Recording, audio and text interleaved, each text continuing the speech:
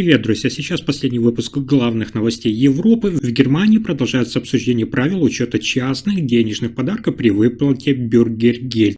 Поводом стал конкретный судебный случай, который показал, что подход Джоб-центра к таким выплатам оказался не таким однозначным, как считалось ранее. В Бундестаге обсуждают инициативу партии «Зеленых», которая может изменить то, как мы с вами видим цены в супермаркетах. Речь идет о новом обязательстве для торговых сетей, и реакция бизнеса на эту инициативу уже заметна.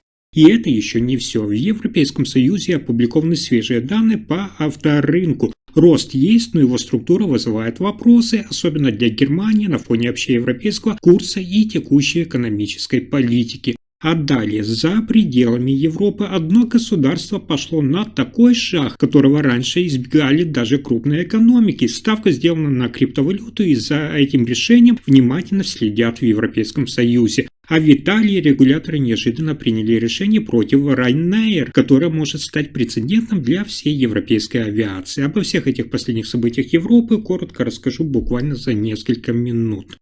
Итак, в Германии разгорелся спор вокруг того, как Джоб-центры учитывают частые подарки при выплатах Бюргергельд, то есть базового социального пособия. В преддверии Рождества один из таких случаев дошел даже до суда. Родители перевели своей взрослой дочери 400 евро в качестве подарка, и Джоб-центр засчитал эту сумму как доход. В результате ежемесячные выплаты этой семьи уменьшились, потому что дополнительный платеж якобы снижал потребность в помощи. Однако суд в Киле принял противоположное решение. Однократные подарки не должны автоматически считаться доходом, особенно если они не меняют фундаментальное финансовое положение получателей помощи. По мнению судей, именно характер подарка, это единовременность и намерение, должен играть решающую роль. Именно это решение и стало основанием для отмены уменьшения Бюргергельд в конкретном случае. Эксперты подчеркивают, что это не принципиальный вердикт для всех, но важный ориентир для получателей пособий в период праздника. В практике Джоб-центра по всему федеральному закону частные денежные подарки обычно считаются возможным доходом и могут быть защищены при расчете пособия. Но теперь становится ясно, что нельзя действовать лишь по шаблону, а учитывается назначение, размер и частота таких поступлений. При этом обычные подарки в виде вещей, например, одежда, бытовые предметы или, к примеру, велосипед, как правило, не считаются доходом и на расчет Бюргергельд не влияют. Это важно, особенно в сезон обмена подарками. И также важно, что правила трактуют материальные подарки иначе, чем денежные поступления, и для получателей пособий такая разница имеет практическое значение. Таким образом, для всех граждан Германии получение денег в подарок к праздникам не всегда приводит к уменьшению выплат, когда речь идет о разовой сумме небольшого размера, которая не меняет кардинально финансового положения. Еще раз повторю, что универсальных границ по сумме в законе нет, и каждую ситуацию Джоб-центр оценивает индивидуально. И это еще не все. Немецкий парламент снова возвращается к теме, которая касается каждого на кассе. Фракция партии «Зеленых» предложила создать обязательно приложение для сравнения цен на продукты, чтобы помочь покупателям находить самые выгодные предложения в супермаркетах. Это предложение уже обсуждается в Берлине и вызывает спор в общественности и среди торговых сетей. Инициатором выступила глава фракции Катарина Дрёге. По ее словам, идея заключается в том, чтобы все крупные сети обязали в реальном времени передавать свои цены в единую систему, а пользователи могли напрямую сравнить, где какие продукты стоят дешевле. Малые магазины могли бы подключиться к системе на добровольной основе. Это, по мнению Дрёги, даст потребителям рычаг против магии цен и высокой маржи крупных супермаркетов, особенно в кризисные периоды. Помимо сравнения стоимости, в приложении планируется отображать изменения размера упаковки. Это частая практика, когда, например, товар становится меньше, а цена остается прежней. Дрёге считает, что покупатели должны видеть такие изменения сразу и не переплачивать незаметно. Зеленые также требуют большей прозрачности в торговле и предлагают ограничения на покупку товаров ниже себестоимости, чтобы защитить фермеров от недобросовестной конкуренции. Это предложение уже вызвало реакцию торговых сетей, которые считают, что обязательное раскрытие цен может создать дополнительные издержки и трения в отрасли. Эксперты же считают, что если законопроект будет все-таки принят, это может существенно изменить правила игры в продовольственном ритейле, повысив конкуренцию и дать покупателям, то есть нам с вами, инструмент для реального сравнения цен не только в рекламных буклетах, но и на кассе. Следующая новость одна из самых важных для Европы. Автомобильный рынок Европейского Союза в ноябре показал рост. И главным драйвером стали именно гибридные электрические автомобили. По данным Европейской ассоциации автопроизводителей, в странах ЕС было зарегистрировано почти 888 тысяч новых легковых машин, и это на 2,1% больше, чем год назад. Положительная динамика фиксируется уже пятый месяц подряд, несмотря на слабый потребительский спрос и высокие цены. Основной вклад в рост внесли гибриды. Они заняли более трети всего рынка и показали двузначный рост продаж. Электромобили прибавили еще сильнее, тогда как автомобили с бензиновыми и дизельными двигателями продолжают терять долю. В Германии ситуация аналогична, и именно зеленые модели вытягивают рынок вверх.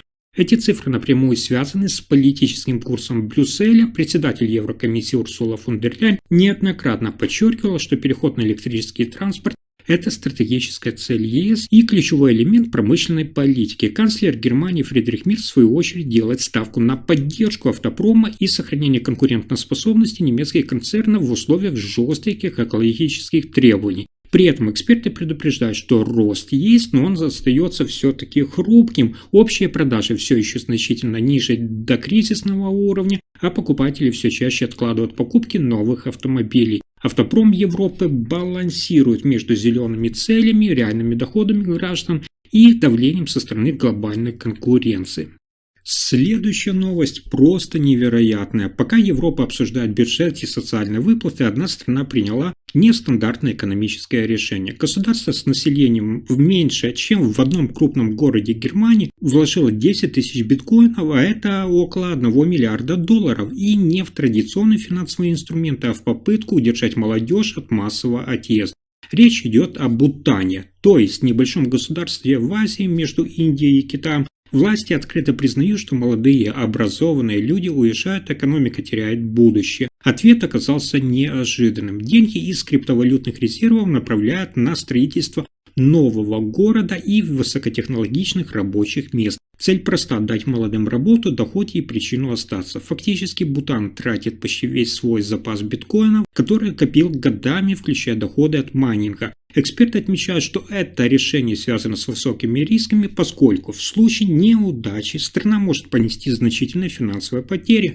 А если сработает, то появится прецедент, за которым внимательно следят правительства по всему миру. Эксперты обсуждают, является ли это дальновидной стратегией или чрезмерно смелым экономическим экспериментом, но одно ясно точно, что впервые государство напрямую использует биткоин как инструмент социальной политики, а не как спекуляцию. И вопрос теперь не в Бутане, а в том, кто следующий решится на такой шаг и что будет, если эксперимент окажется успешным.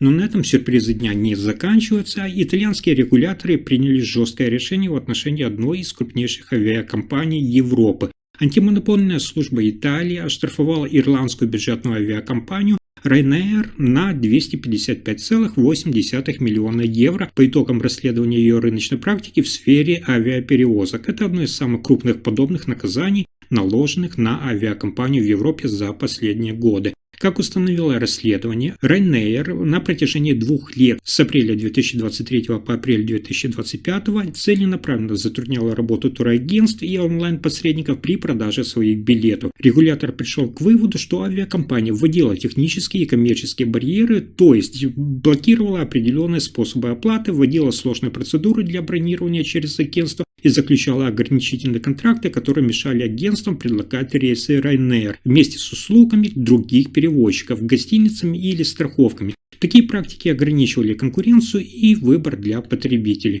В ответ Ryanair выразила несогласие с решением властей, заявив о его юридической необоснованности и намерении обжаловать штраф в судах. Компания утверждает, что ее модель прямых продаж выгодна пассажирам и снижает цены. Антимонопольные санкции в Италии становятся важным прецедентом для всей европейской авиаотрасли. Регуляторы усиливают контроль за тем, как именно крупные игроки используют свое влияние на рынке, особенно в сегменте бюджетных авиаперевозок, где конкуренция за потребителей и технологические распределения билетов становятся все более жесткой. На этом пока все. Вы слушали последние новости Европы. Если информация оказалась полезной, ставьте лайк, подписывайтесь на канал и делитесь видео. Спасибо за просмотр.